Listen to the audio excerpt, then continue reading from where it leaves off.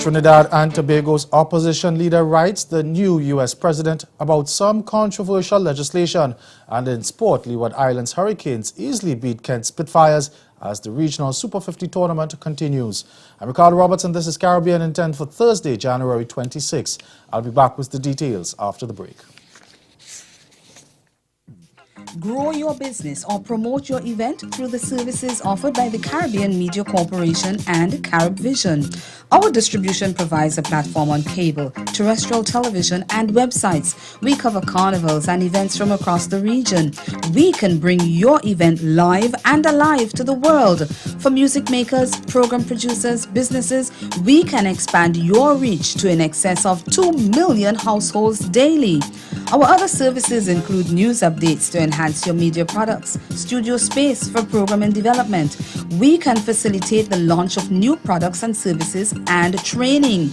Contact us and we will help you unleash your creative ability, develop products and services, and provide the medium to watch them grow.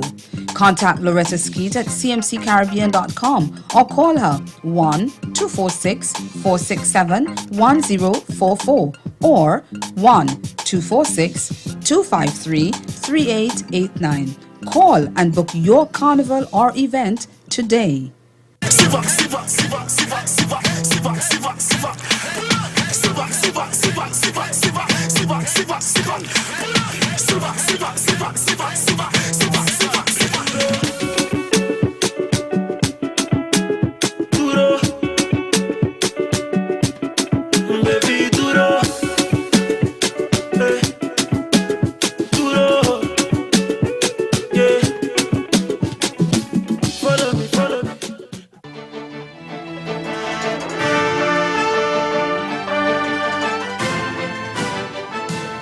Trinidad and Tobago's opposition leader has written to the new United States President Donald Trump to find out whether or not his administration will repeal a piece of legislation that has caused controversy in the Twin Island Republic.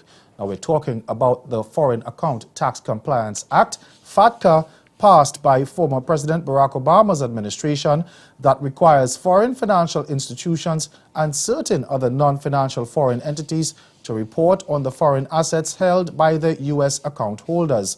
The government and opposition in Trinidad and Tobago have been at odds over legislation which must be passed in the Twin Island Republic to comply with FATCA. And opposition leader Kamla Persad-Bissessar has sent a 2-page letter to President Trump to get his clarification on his administration's position on the law. Kamal Georges of CNC3 News reports.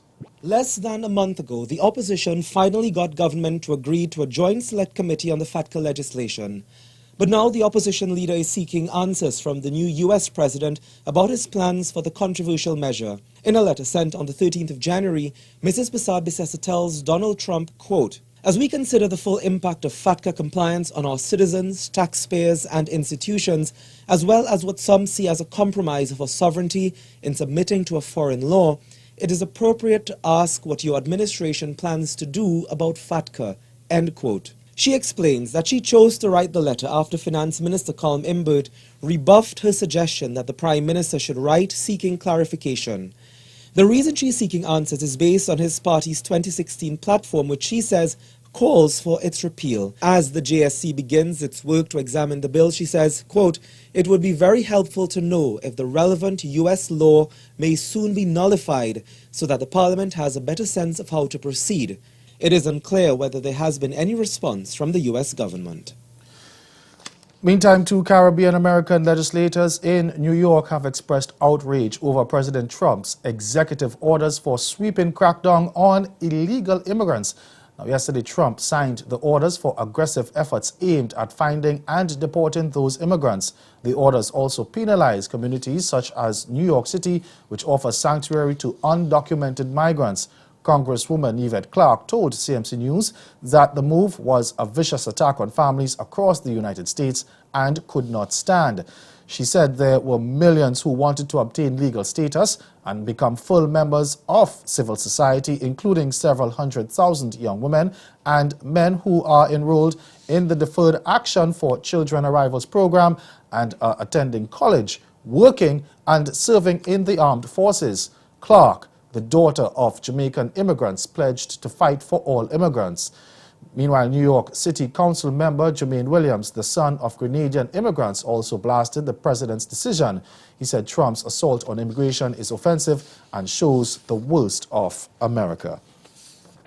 Barbados' Prime Minister Frondell Stewart is insisting that there will be no devaluation of the Barbados dollar. He reiterated that position yesterday on the heels of the central bank governor reporting a major dip in foreign reserves. Addressing the luncheon of the Barbados Chamber of Commerce and Industry, Stewart said there was no persuasive evidence that devaluation exercises in other CARICOM countries had produced any spectacular results or facilitated the outcomes they desired. He said that as long as the island continued to depend on its relationship with the world for economic sustenance, there would be fluctuations in its fortunes, and devaluation could not only be the solution every time there is an adverse moment in the foreign exchange or foreign reserves situation. Stewart also insisted that there was no need to seek any balance of payment support from the IMF. And stay with us, your midday sport is after this break. First time I got my paycheck, there was a lot more stuff taken out than I had expected. I work for the state, so there's a lot of deductions. Social Security, L&I tax, Unemployment. Income tax. Then the number that you actually get is after they take all those three out. Where it exactly goes, I have no idea. FICA, that's the federal... Hold on. FICA means... It'd be an F, an I, C, and A, okay?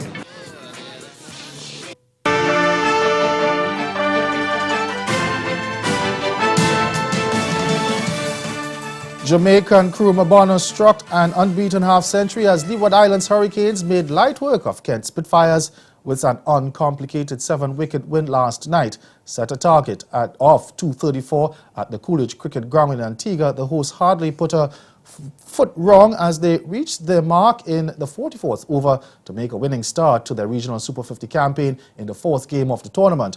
The right-handed Bonner produced a stellar unbeaten 78, an innings that came from 103 balls and included 7 fours and a 6. He saw Hurricanes to victory with an unbeaten half-century.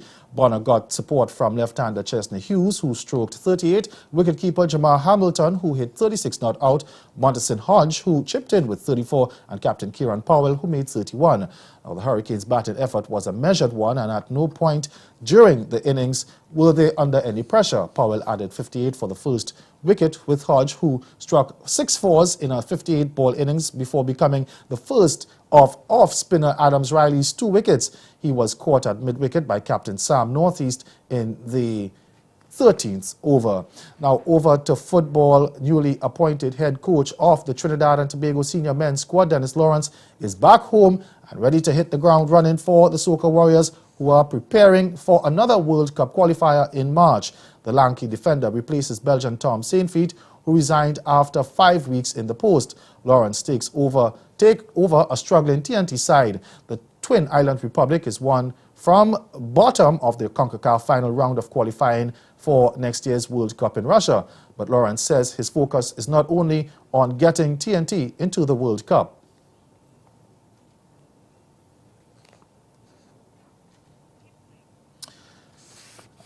The head coach says he has no regrets about taking up his new role in TNT football.